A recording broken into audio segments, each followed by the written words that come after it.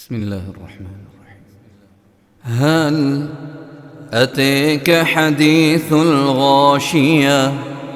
وجوه يومئذ خاشعة عاملة ناصبة تصلي نارا حامية تسقي من عين آنية ليس لهم طعام إلا من ضريع لا يسمن ولا يغني من جوع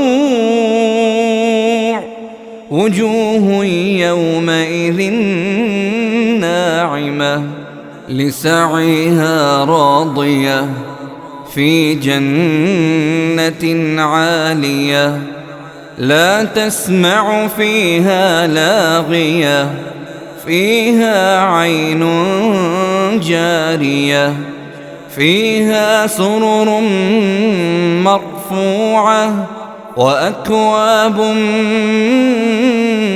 موضوعة ونمارق مصفوفة وزرابي مبثوثة أفلا ينظرون إلى الإبل كيف خلقت وإلى السماء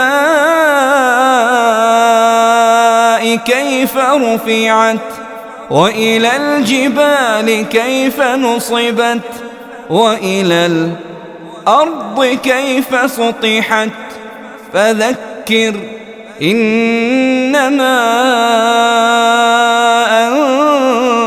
أنت مذكر لست عليهم بمسيطر إلا من تولي وكفر فيعذبه